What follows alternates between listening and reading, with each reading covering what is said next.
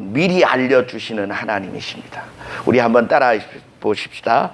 장래에 될 일을 미리 알려주시는 하나님. 아멘. 성경은 예언서입니다. 장래에 되어질 일들을 말한 책입니다.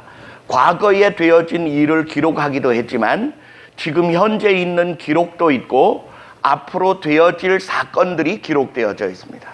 그래서 성경을 읽으면 어떤 일이 벌어지느냐? 6,000년의 성경의 기록에 하나님의 지혜와 그분의 뜻과 생각이 우리 안에 들어오게 되세요. 세상이 줄 수 없는 하늘의 지혜를 가지게 되어집니다.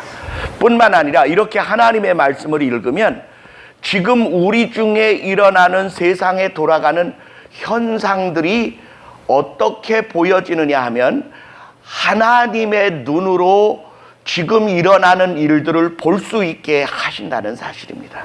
뿐만 아니라 앞으로 되어질 일들에 대하여 많은 사람들이 궁금해해요. 그래서 토정 비결을 보기도 하고 손금을 보기도 하고 사주팔자를 보기도 하고 뭐 갑자을축 하면서 육갑을 떨기도 하고 그리고 무당을 찾아가기도 하고 점장이를 찾아가기도 합니다. 심지어는 이런 이야기를 해요.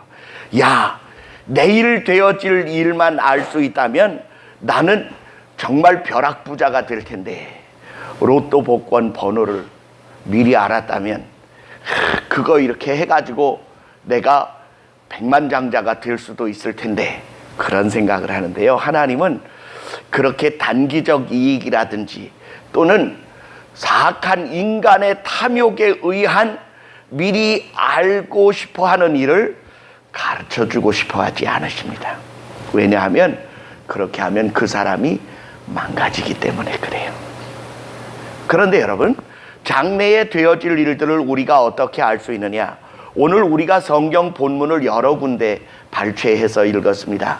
그 중에 아모스 3장 7절의 말씀을 읽었는데요. 그 내용은 이런 것입니다. 하나님께서는 자기의 비밀을 자기의 사랑하는 종들에게 선지자들에게 알리지 아니하시고는 결코 행하심이 없느니라. 한번 따라하십시다. 하나님은 자기의 사랑하는 종들에게 하나님의 비밀이신 앞으로 되어질 예수 그리스도로 말미암아 이루어질 일들을 알리고 행하신다.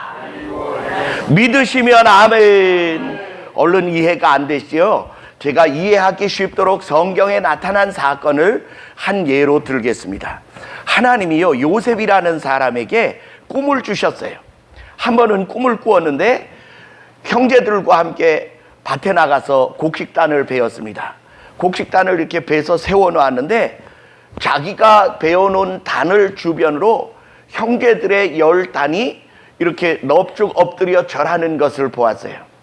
그래서 그 꿈을 아침에 식사 시간에 말했습니다. 형님들이여, 어젯밤 내가 꾼 꿈을 들으시오.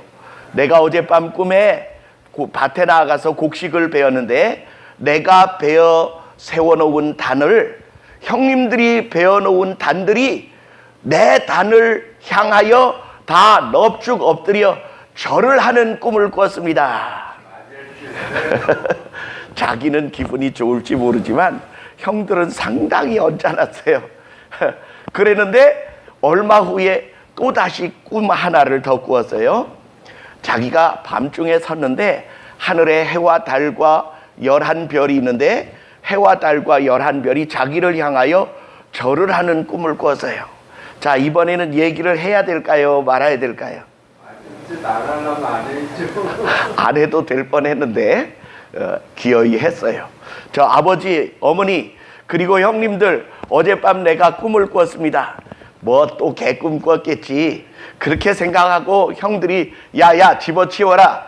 뭐 먼저 번 같은 꿈이라면 얘기하지 말아라. 기분 나쁘다. 뭐 이랬을지 몰라요. 그런데 그는 기어이 그 꿈을 이야기합니다. 어젯밤에 내가 꿈을 꾸었는데 하늘의 해와 달과 11별이 나를 향하여 절을 하더이다. 그랬더니요, 형들이 화가 벌컥 나서 이놈아, 그러면 네가 우리의 왕이 되려느냐? 뿐만 아니라 아버지도 말하기를 그러면 아버지와 어머니와 내 형제들이 너에게 절을 하는 날이 올 것이냐? 그러나 그 꿈 이야기를 야곱은, 그 아버지는 마음에 간직하여 두었더라, 이렇게 기록하고 있습니다. 근데 얼마 후에 요셉이 형들의 미움을 받아서 죽임을 당할 뻔하는 마른 구덩이에 던져졌다가, 마른 우물에 던져졌다가 유다라고 하는 형의 기지로 인하여 아라비아 상인들에게 노예로 팔려가게 됩니다. 죽음을 면하게 되죠. 그래서 애굽으로 팔려가서 애굽의 보디발이라고 하는 장군의 집에 노예로 팔려가게 되었는데, 그는 거기에서도 그 자기가 섬기는 하나님, 자기 아버지가 섬겨온 그 하나님에 대한 믿음을 버리지 않습니다. 고향을 떠나고 부모를 떠나고 형제들에게 배신을 당해서 노예가 되어진 그 상황은 탄식하고 원망하고 불평하고 낙심하고 좌절하고 스스로 자기를 상처나게 할 만한 사건이었지만, 요셉은 꿋꿋이 버텨낸 이유가 무엇이냐 하면, 언젠가 하나님이 나를 내 형제들보다, 나의 아버지와 어머니보다 더 높여주실 것이라고 하는 분명한 확신을 가지고 있었다는 사실이죠. 그로부터 수년이 흘러갔어요. 억울한 옥살이를 하며 그 노예 생활을 하고 있었는데, 그가 하는 일마다 하나님이 동행하셔서 형통하게 하셨습니다. 아니, 노예가 형통해봐야 무슨 유익이 있겠느냐? 노예는요, 아무리 일을 잘하고 주인에게 이득을 많이 남겨줘도요, 노예에게는 수고비를 주지 않습니다. 노예에게는 자기의 소유라는 것이 없어요. 그런데도 여러분, 희한하지요? 요셉은 그 자기에게 주어진 일들에 충성하는데, 그 맡은 일에마다 하나님이 형통함을 주셔서 하나님이 자기와 함께 하심을 알게 하셨어요. 뿐만 아니라 그 주인의 아내가 자기를 유혹할 때에도, 내가 어찌 이 큰 악을 행하여 하나님 앞에 득죄하리이까? 나는 결코 그리할 수 없습니다. 그리고 찾아온 유혹과 어찌 보면 그것이 노예를 탈출할 수 있는 기회가 될 수 있는 그 방법을 그는 거절하게 되어집니다. 그리하여 누명을 쓰고 강간미수범이라고 하는 누명으로 감옥에 들어가게 되지만, 평소에 그를 보았던 보디발이라고 하는 장군은 그가 얼마나 하나님 앞에 신실하고 노예이지만 자기의 집안일을 자기 일처럼 하는 그 삶을 보았기 때문에 그를 죽여 마땅하지만 죽이지 아니하고 감옥에 넣은 것은 언젠가 다시 쓰려 하지 아니하겠느냐, 그렇게 보아집니다. 그는 감옥에서 수년을 더 있게 돼요. 그리고는 떡관원과 술관원의 꿈을 풀이해주고, 바로 임금이 꾼 꿈을 해석하고 싶어 하는데 아무도 해석할 수 없었어요. 그때 술관원장이 자기의 꿈을 해석하여 맞춰준 요셉을 기억하게 됩니다. 그래서 왕에게 이야기하여 그 요셉을 급거이 그 감옥에서 꺼내고 수염을 깎고 목욕을 하고 새 옷을 입혀 왕 앞에 세우게 되었는데, 잘 들어보세요. 왕이 꿈을 꾸었는데 두 가지 꿈을 꾸었습니다. 아무도 이 꿈을 해석하는 사람이 없었습니다. 이사야 33장 2절에 가니까 이런 말씀이 있어요. 일을 행하시는 여호와, 일을 지으시고 그 지으신 일을 성취하시는 여호와께서 말씀하여 가라사대. 잘 들으셔야 돼요. 일을 행하시는 하나님, 일을 만드시고 그 만드신 일을 반드시 이루신다는 거예요. 성취하신다는 거예요. 그러면 이 바로의 꿈은 누가 꾸게 한 것일까요? 하나님이요. 그런데 하나님이 그 꿈을 해석할 특권을 누구에게 주실까요? 자기에게 충성하는 사람, 자기를 사랑하는 사람, 자기를 공경하고 그분의 선하신 뜻에 맞추어 살기로 몸부림치며 애쓰고 수고하는 사람, 그 사람에게 상급으로 주시지 않겠습니까? 그래서 발탁이 된 거예요. 그래서 요셉이 왕 앞에 오게 됩니다. 그 왕의 꿈을 듣고 그는 지체하지 않고 답을 해줍니다. 왕이 꾼 꿈은 7년 풍년과 7년 흉년이 올 것에 대한 앞으로 14년에 있을 애굽의 일입니다. 첫 번째 꿈도 그러하고 두 번째 꿈도 동일합니다. 그러자 왕과 신하들이요 낙담을 하게 됐어요. 여러분, 7년 흉년이 계속 겹치면 나라가 어떻게 돼요? 망하지요. 망하죠. 7년 풍년이 온다는 이야기는 기쁨으로 받았는데 흉년이 온다는 이야기에는 두려움에 떨게 됩니다. 그런데 여러분, 하나님은 요셉에게 단지 꿈을 해석할 수 있는 능력만 주신 것이 아니고요, 그 문제를 해결하실 수 있는 지혜까지 주셨어요. 믿으시면 아멘. 일을 지으시니까 하나님이시고, 하나님이 그 일을 누구에게 맡기기를 원하세요? 요셉에게 맡기기를 원하시는 거예요. 그래서 요셉에게 바로의 꿈을 깨닫게 하시고 그 깨달은 꿈을 해석하여 알게 할 뿐만 아니라 그걸 해결할 수 있는 방법까지 주어요. 낙담하는 그들에게 요셉이 입을 열어 말합니다. 왕이시여, 두려워하지 마십시오. 염려하지 마십시오. 왕께서는 지금 즉시 지혜로운 관원 하나를 세워 온 땅에 곡식을 저장할 수 있는 저장소를 만들고 7년의 풍년 동안에 5분지 1씩을 거두어들여 그곳에 저장하여 두었다가 7년 흉년이 시작되어지는 해로부터 흉년이 끝나는 마지막 7년째 되는 해까지 그 곡식으로 이 백성을 살려내면 되실 줄로 압니다. 그러자 두려워하던 만조 백관들이요 다 기쁨에 넘쳤어요. 왕은 감동했어요.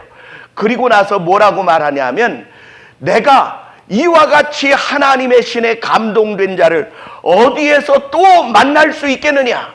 그리고 그는 즉시 자기의 목에 걸었던 금사들을 요셉의 목에 걸고, 그리고 자기의 손에 끼었던 왕의 인장 반지를, 옥새지요, 옥새를 요셉의 손에 끼워줍니다. 그리고 뭐라고 말하느냐면, 이제 너는 이 애굽에 내 위에는 나 하나 외에는 너보다 높은 자가 없느니라. 그러므로 너의 명령에 의하여 이 애굽의 모든 백성들은 수족을 마음대로 놀릴 자가 없으리니 너는 이 일을 속히 행하라고 말하게 되어 그 애굽의 제2인자 국무총리가 되어지게 됩니다. 그러면 7년 풍년과 흉년이 왔을까요? 안 왔을까요? 오고 말고요. 왔고 말고요. 자, 이렇게 장래의 일을 계획하시니가 누구예요? 하나님. 그 장래의 일을 알게 하시는 이가 누구예요? 하나님. 그 장래의 일을 알 수 있는 특권자가 누구예요? 저와 여러분이. 믿으시면 아멘. 여러분, 우리는 장래에 되어질 일을 압니다. 우리의 죄를 회개하고 예수 그리스도를 영접하며 그분이 내 대신 피 흘려 죽으신 십자가의 사건과 그 보혈의 공로를 내가 믿음으로 받아들이므로 우리가 장차 하나님의 나라의 백성 될 것을 아십니까? 모르십니까? 알고 말고요. 믿으시면 아멘. 보셨어요? 미리 본 자가 알려줘서 알아요. 요한계시록에 요한이 미리 그 나라를 다 보고 와서 요한계시록에 상세히 기록해 놓았어요. 그 기초석은 12보석으로 되어 있고 그 문마다 한 진주로 되어 있으며 그 성곽은 12보석들로 단장되어 있을 뿐만 아니라 그 길은 순금으로 되어진 유리 같은 정금이더라. 그렇게 기록하고 있습니다. 그것은 바로 하나님이 장차 이루어질 영원한 하나님의 나라를 미리 보게 하시고 우리에게 알게 하시는 줄 믿습니다.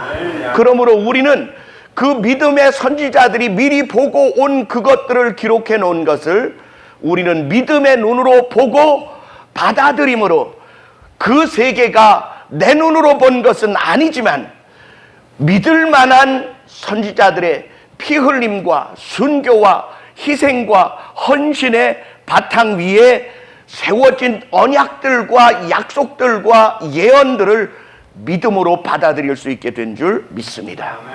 아멘. 단지 요셉만 장래의 들 일을 보았을까요? 그렇지 않습니다. 아브라함도 옛날 사람이지만 예수님을 보았어요.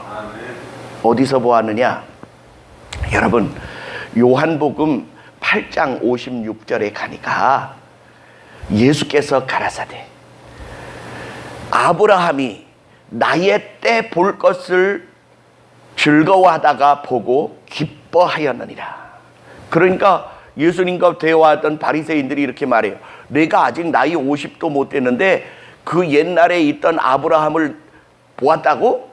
그렇게 말하니까 예수님이 말씀하시기를 나는 아브라함 이전부터 있었느니라. 이렇게 말씀하십니다. 여러분, 예수님은요 영원 전부터 계신 분이세요. 아브라함이 먼저냐 예수님이 먼저냐 그렇게 묻는다면 누가 먼저예요? 예수님이 당연히 먼저지요. 그분이 창조주신데. 그런데 하나님은 그러면 아브라함에게 예수님의 때를 왜 보여주셨을까? 여러분, 아모스 3장 7절로 다시 갑니다. 하나님은 자기의 비밀을 그 사랑하는 선지자들에게 보이지 아니하고는 결단코 행하시지 아니하시느니라. 그러면 여러분, 하나님이 아브라함에게 내 아들 독자 이삭을 모리아 산에서 내게 제물로 바치라 그렇게 명령하셨을 때 아브라함이 예수님의 때를 미리 보았을까요? 못 보았을까요?